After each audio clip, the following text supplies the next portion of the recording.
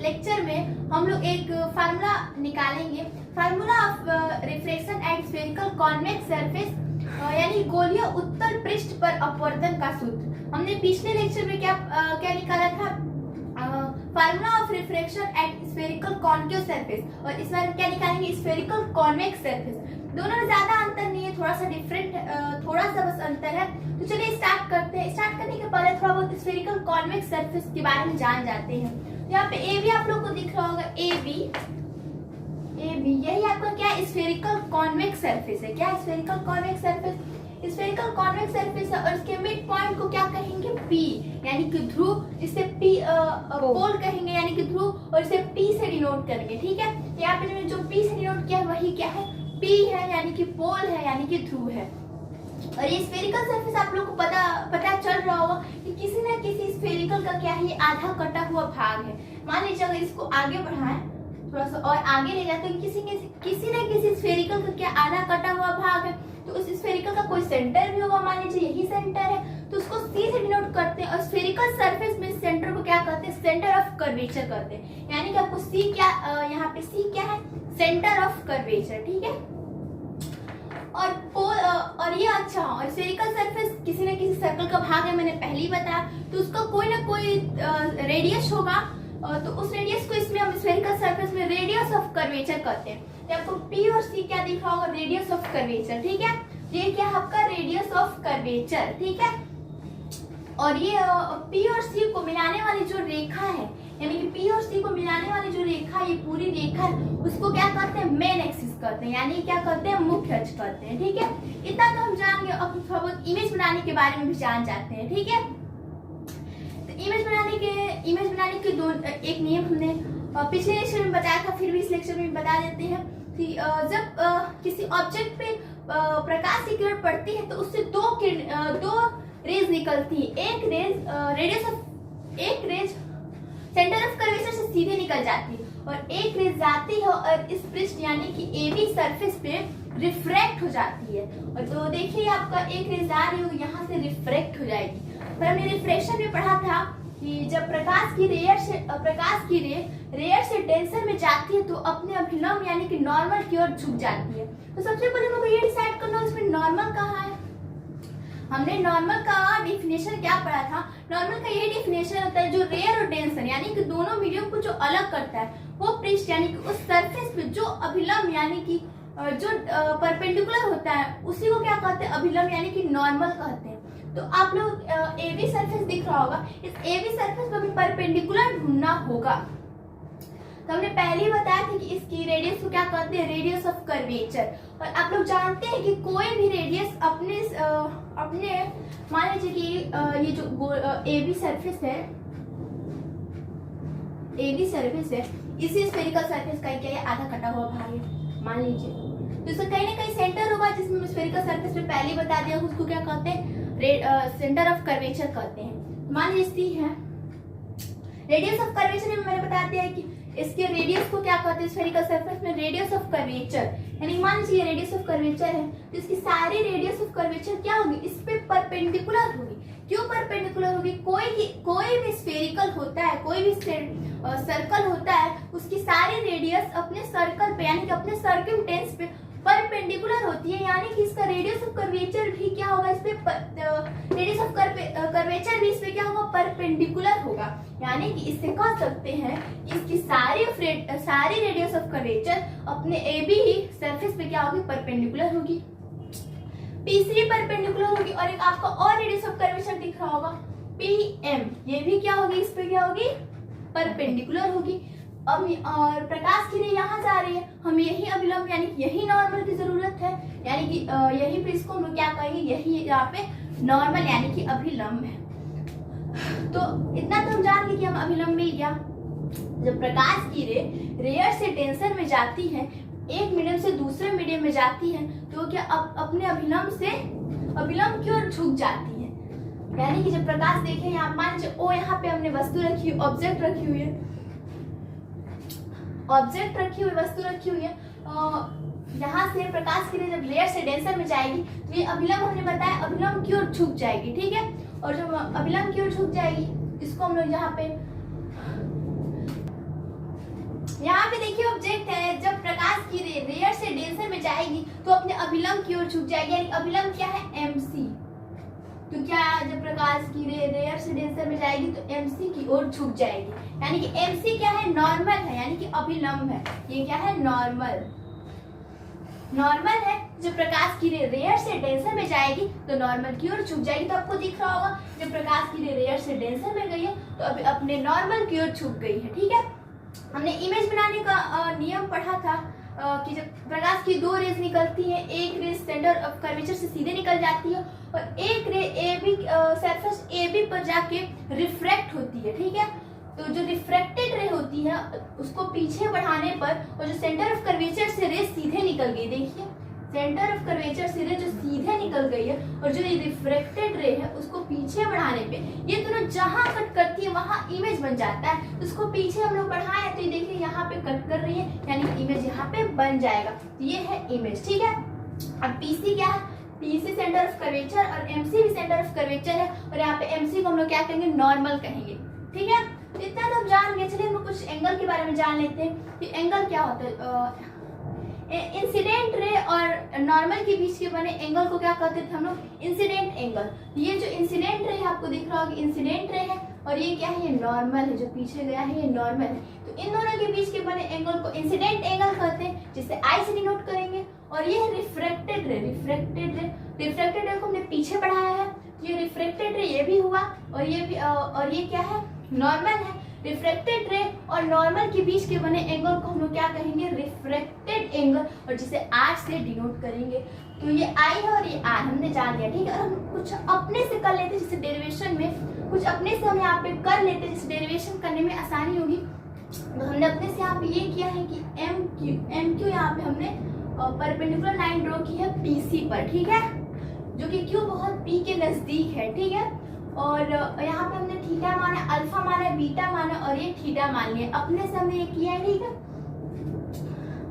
यह एक और चीज है, AB का व्यास बहुत छोटा है, इसलिए यहाँ इसके एंगल, सारे एंगल बहुत ज्यादा छोटे होंगे, यानी कि अल्फा, बीटा, थीटा और जो इंसिडेंट एंगल, रिफ्रैक्टेड एंगल, ये सबका मान बहुत छोटा होगा और व्यास कम होने के कारण ही QP के बहुत ज्यादा नजदीक है। इसलिए अगर आगे हमें जरूरत पड़ेगी तो हम Q की जगह क्या P भी लिख सकते हैं। इतना अपने माइंड में कॉन्सेप्ट रखिए और चलिए हम स्टार्ट करते हैं। और अच्छा एक और बात कर लेते हैं कि हम इसकी दूरी को कैसे लिखते हैं। इमेज की दूरी को पोल से हम लोग V से डिनोट करते हैं, यानी ये इमेज है और ये पोल है, इसकी दूरी को हम लोग क्या V से डिनोट करते हैं, सॉरी V। और ऑब्जेक्ट से पोल की दूरी को VU से डिनोट करते हैं, यानी कि ये क्या है, ये वस्तु की दूरी है, ये क्या प्रतिबिंब की दूरी यानी कि इमेज की दूरी है, और ये क्या है, ऑब्जेक्ट की दूरी है। इससे हम लोग क्या U से डिनोट करते हैं। और centre of radius of curvature को हम किससे डिनोट करते हैं, R से डिनोट करते हैं, यानी कि रेडियस ऑफ कर्वेचर को क्या करते हैं, R से डिनोट करते हैं। इतना हम लोग माइंड में कॉन्सेप्ट रखते हैं। चलिए फ्रेंड्स आगे हम लोग डेरिवेशन की तरफ चलते हैं। Suppose that P is the pole of spherical convex surface, यानी कि P क्या है, पोल है कॉन्वेक्स सरफेस AB का। Suppose that P is the pole of spherical convex surface. ठीक है, अब चलिए आगे बढ़ते हैं। According to Snell law, according to Snell law, हम लोग क्या जानते हैं according to Snell law, incident angle का साइन, यानी कि इंसिडेंट एंगल का साइन लिखते हुए चलते हैं। इंसिडेंट एंगल का साइन रिफ्रैक्टेड एंगल का साइन का रेशियो क्या होता है, उसके रिफ्रैक्टिव इंडेक्स के इक्वल होता है। रिफ्रैक्टिव इंडेक्स हमने यहाँ पे म्यू मान लेते हैं कि म्यू क्या है, पहले मीडियम के रिस्पेक्ट में दूसरे मीडियम का रिफ्रैक्टिव इंडेक्स। तो स्नेल लॉ क्या होता है कि इंसिडेंट एंगल का साइन और रिफ्रैक्टेड एंगल का साइन का अनुपात हमेशा क्या होता है, रिफ्रैक्टिव इंडेक्स के इक्वल होता है, यानी कि स्नेल के लॉ के अकॉर्डिंग यही होता है। ठीक है, मैंने पहले ही बताया था कि AB जो है इसका डायमीटर यानी कि व्यास बहुत छोटा है, इससे सारे एंगल बहुत ज्यादा छोटे होंगे, यानी कि इंसिडेंट एंगल और रिफ्रैक्टेड एंगल ये भी बहुत ज़्यादा छोटा होगा, यानी कि और मैथ के फार्मूले में जानते हैं कि जब एंगल बहुत छोटा होता है तो उसका साइन, उस एंगल का साइन अपने एंगल के इक्वल हो जाता है, यानी क्या हो जाता है, sine I is nearly equal to I, ये मैथ का फार्मूला होता है, और sine R is nearly equal to R, ये हो जाएगा। ठीक है, अब इसकी वैल्यूज में क्या करते हैं, पुट कर लेते हैं, तो क्या आएगा, I upon R is equal to mu. Mu क्या है, पहले मीडियम के रिस्पेक्ट में दूसरे मीडियम का रिफ्रैक्टिव इंडेक्स, इतना ध्यान रखे रहिएगा। ठीक है, जिसने हम स्नेल के नियम में 1 and 2 में लिखते थे, लेकिन यहाँ पे आसानी के लिए हम 1 and 2 की जगह क्या यहाँ पे म्यू ले लिए, जो कि रिफ्रैक्टिव इंडेक्स है क्या, पहले मीडियम के रिस्पेक्ट में दूसरे मीडियम का।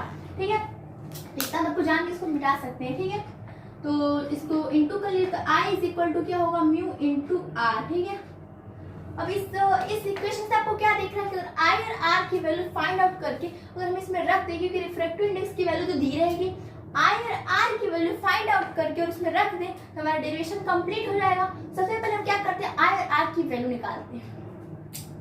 आई क्या है, इंसिडेंट एंगल है, और आर क्या है, रिफ्रैक्टेड एंगल है। चलिए सबसे पहले आई यानी कि इंसिडेंट एंगल की वैल्यू निकालते हैं। इंसिडेंट एंगल की वैल्यू निकालने के लिए सबसे पहले हमको एंगल कौन सा लेना होगा, एंगल एम ओ सी, एंगल ट्राइंगल एम ओ सी लेना होगा। ठीक है, एम ओ सी में दिख रहा होगा आपको, साफ दिख रहा होगा कि जो एंगल इंसिडेंट एंगल यानी कि आई है, ये एम ओ सी, ट्राइंगल एम ओ सी का क्या है, बहिष्कोण यानी कि एक्सटीरियर एंगल है। आई जो है ट्राइंगल एम ओ सी का बहिष्ठ कोण यानी कि एक्सटीरियर एंगल है, और एक्सटीरियर थ्योरम के अकॉर्डिंग क्या होता है कि जो एक्सटीरियर एंगल होता है वो अंदर के दूर के एंगल के इक्वल होता है, सम के इक्वल हो जाता है, यानी कि जो आई इंसिडेंट होगा एंगल होगा वो दूर के अंदर के यानी कि अल्फा और थीटा के सम के इक्वल के बराबर होगा।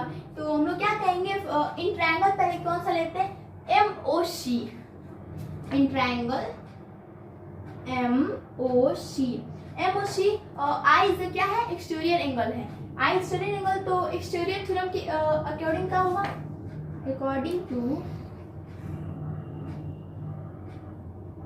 एक्सटीरियर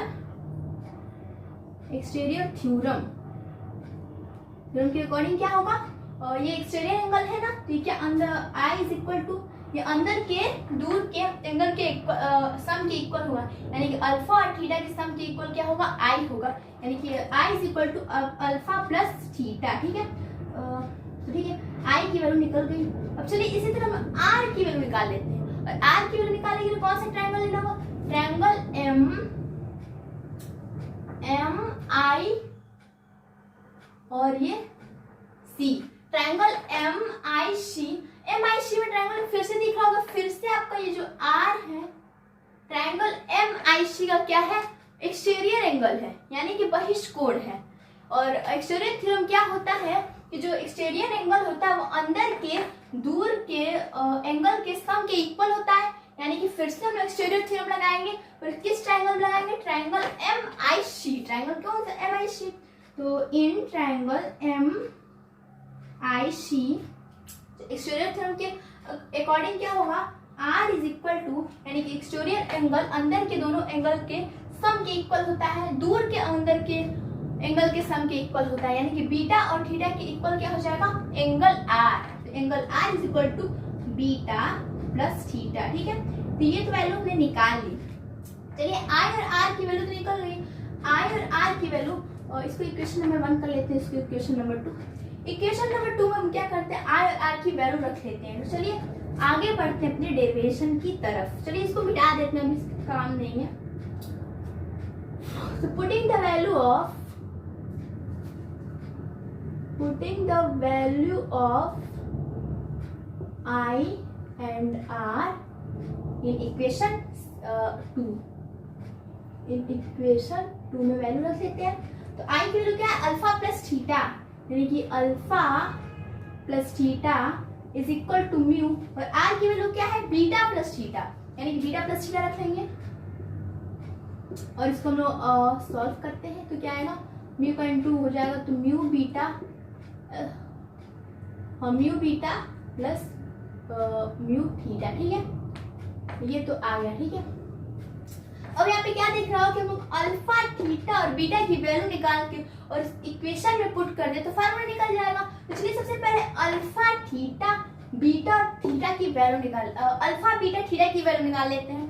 तो अल्फा हमने पहले ही बताया था कि ये बहुत डायमीटर इसका छोटा है, और जब डायमीटर छोटा होता है कि एक रूल होता है कि उसका एंगल अपने टेंजेंट के इक्वल हो जाता है, यानी कि अल्फा थीटा और बीटा भी बहुत छोटा होगा। ये जो अल्फा थीटा और बीटा ये भी बहुत छोटा होगा, ये अपने टेंजेंट के इक्वल हो जाएगा। यानी मेरे कहने का यही मतलब है कि alpha is nearly equal to tan alpha हो जाएगा, क्योंकि एंगल क्या है, बहुत ज्यादा छोटा है, और जब एंगल बहुत छोटा है तो अपने टेंजेंट के इक्वल हो जाता है। तो अल्फा tan अल्फा के इक्वल हो जाएगा, बीटा किसके इक्वल हो जाएगा, बीटा tan बीटा के इक्वल हो जाएगा, और थीटा tan थीटा के इक्वल हो जाएगा। चलिए इस इक्वेशन में हम वैल्यू रख देते हैं।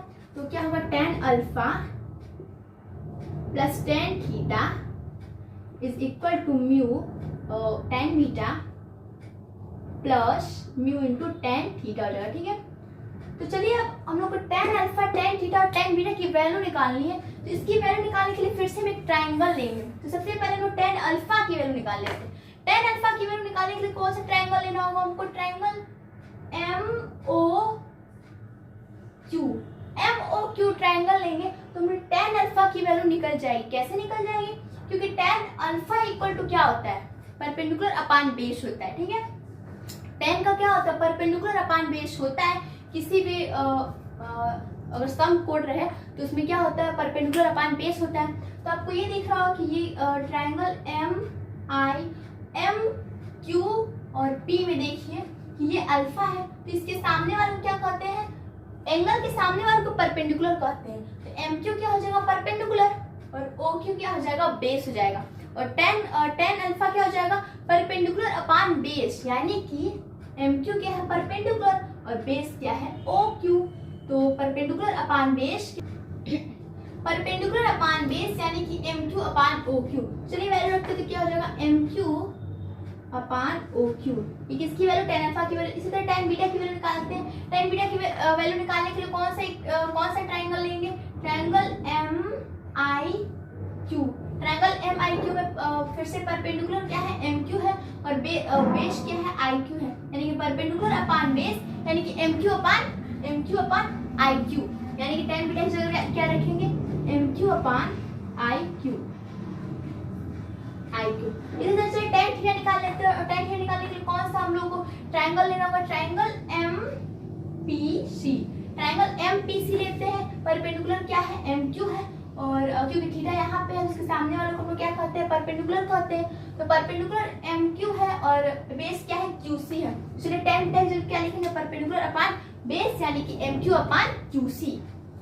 तो MQ अपान QC, तो tan थीटा की वैल्यू निकलेगी। चलिए इस तीनों की वैल्यू इस इक्वेशन में क्या कर देते हैं, पुट कर लेते हैं। तो tan अल्फा की वैल्यू क्या है, MQ अपान OQ, और tan थीटा की वैल्यू क्या है, tan थीटा की वैल्यू MQ अपान QC, और tan बीटा की वैल्यू क्या है, tan बीटा की वैल्यू MQ अपान IQ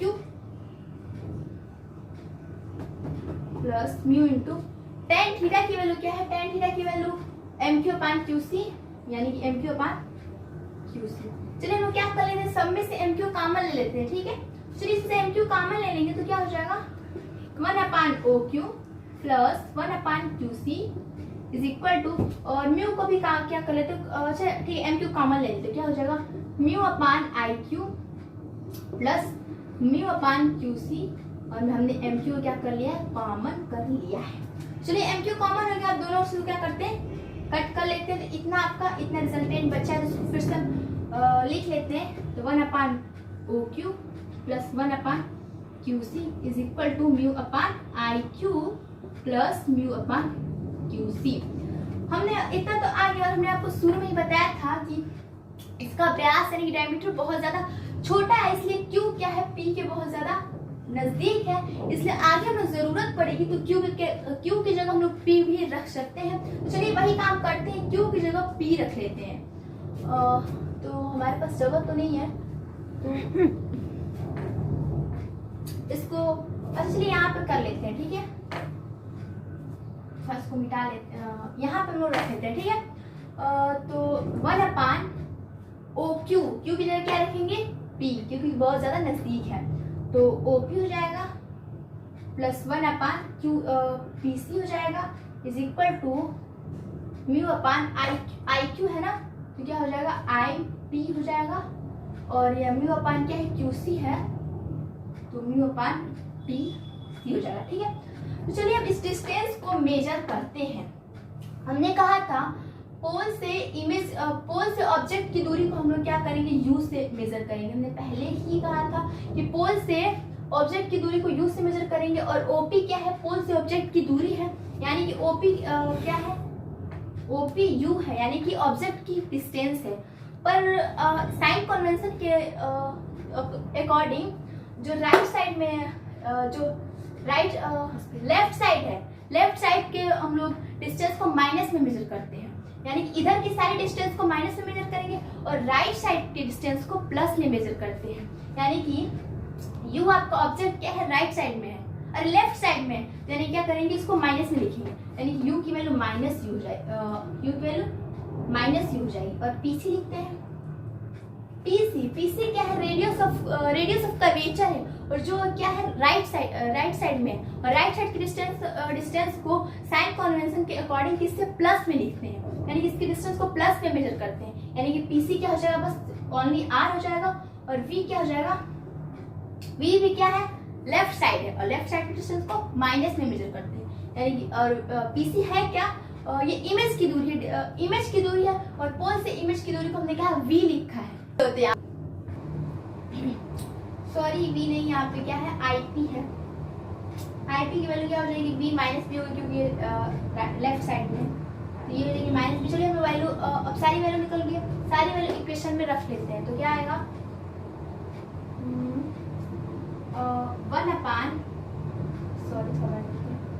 1/OP, OP की वैल्यू क्या है, -U है, यानी क्या -U हो जाएगा, प्लस 1/PC, PC की वैल्यू क्या है, PC की वैल्यू R है, is equal to μ/IP, IP की वैल्यू क्या है, -V,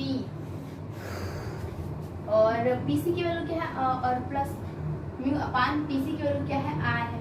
चलिए इसको सेट कर लेते हैं, फार्मूला कैसे होता है,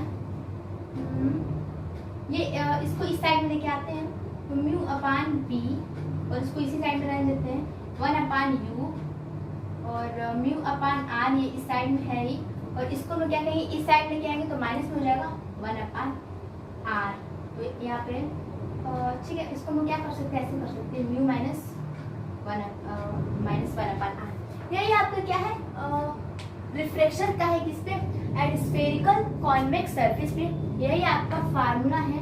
दोनों फार्मूला यानी कि spherical convex surface, spherical concave surface, दोनों में फार्मूला में कोई अंतर नहीं होता, दोनों का फार्मूला सेम होता है, थोड़ा बहुत अंदर का जो डेरिवेशन होता है थोड़ा सा चेंज होता है, फिर भी दोनों का सेम आता है रिफ्लेक्शन का फार्मूला। तो यही रहा रिफ्लेक्शन का फार्मूला।